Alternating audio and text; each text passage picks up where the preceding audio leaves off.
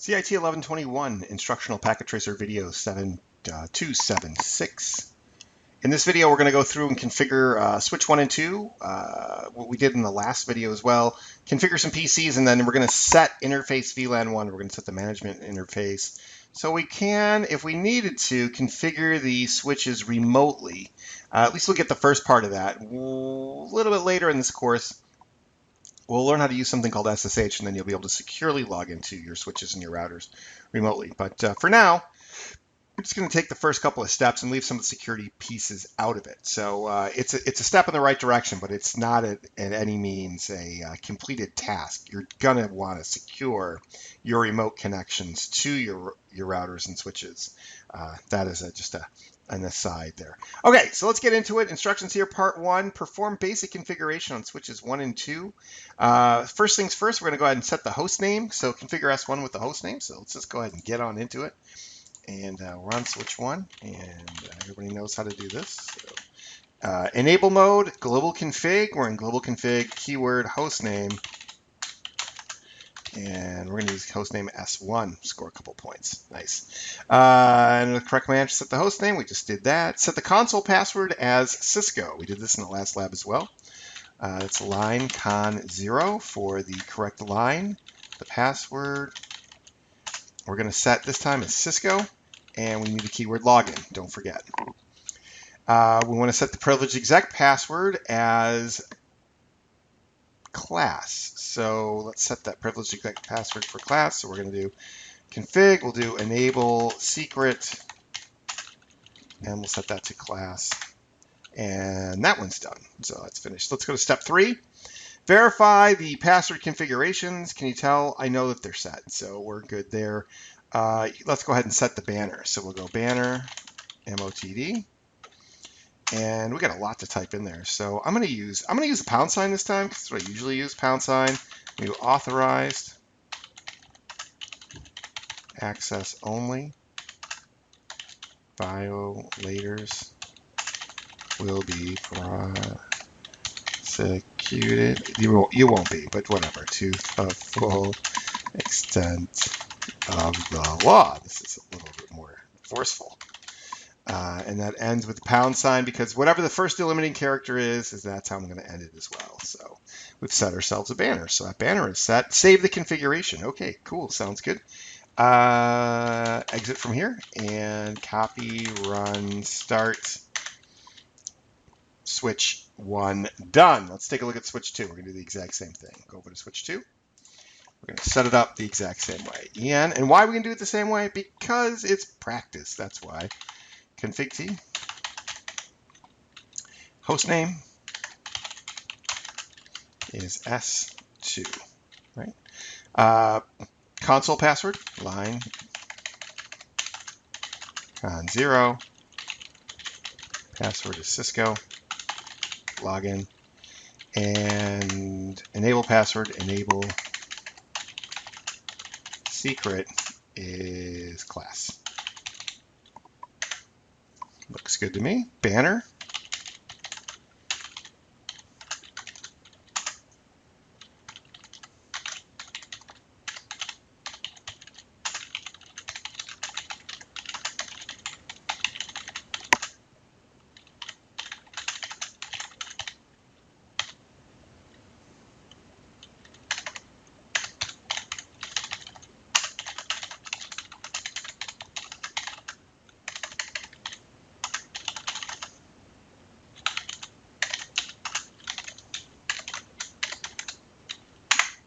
Banner done. Looks good. And copy, run, start.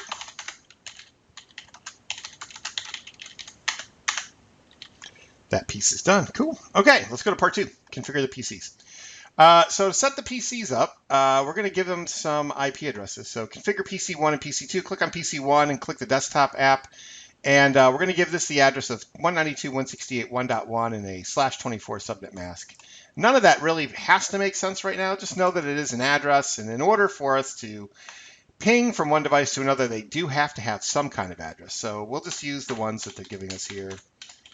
Don't spend too much time thinking about what we've done. Just know that we need to do it. So this address is going to be 192.168.1.1. And the mask is going to be 255, 255, 255, 0. And that piece is finished. So click in the addressing table, you can see that the address for PC1 is 192.168.1.1. And that says repeat these steps for PC2, but don't use the same IP address. Go back up to the top of the list and use this IP address. It's kind of confusing, a little confusing. PC2, we want to use that address, 192.168.1.2. And that comes up as a /24 also, 255, 255, 255, 0. And then that's configured. So the PCs are now set to go. Part 3, step 1. Oh, wait, that's not where we are. Part 2. Part 2, step 2. My bad. Test connectivity. PC1, the IP connection is open to the desktop. We go to the ping command. It's going to ask us to ping a device, ping 253, and what we're going to find is it's not going to work because right now we only have 2 devices that are set up, right? So let's look at the IP address on PC1, just in case you forgot it. And it's 192.168.1.1. Now they're asking us to send a ping message, which means go ask this other computer if it's working. And it's saying ping 192.168.1.253. And that's going to fail because there is no 253 on the network right now. There is a 1.2 that we set up for PC2.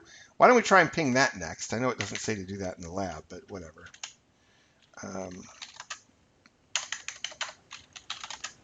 192.168.1.2, and that does work. So I just wanted to point out a couple of things. Number one, if you have the cables set up correctly across a couple of switches, PCs will be able to ping each other. The second thing I wanted to point out is this, is we haven't put any IP addresses on these switches yet, and that's fine. The switches are going to operate whether they have a managed IP address or not. These ones don't right now. Well, they're going to get one in a second, but you don't have to put an address on a switch in order to make it work. It actually will pass traffic without an IP address. And unmanaged switches where you don't put IP addresses on them, are used all the time. You've probably used them 100 times. Any switch that you think you've ever plugged into, it's most likely an unmanaged switch. So just keep that in mind. All right, so configure the PCs, we've done that. Part 2, step 2, we just did that.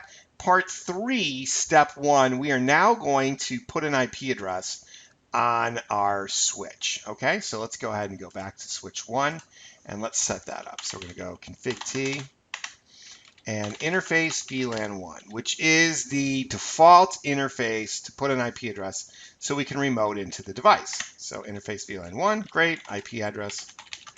And we're going to make this 192.168.1.253.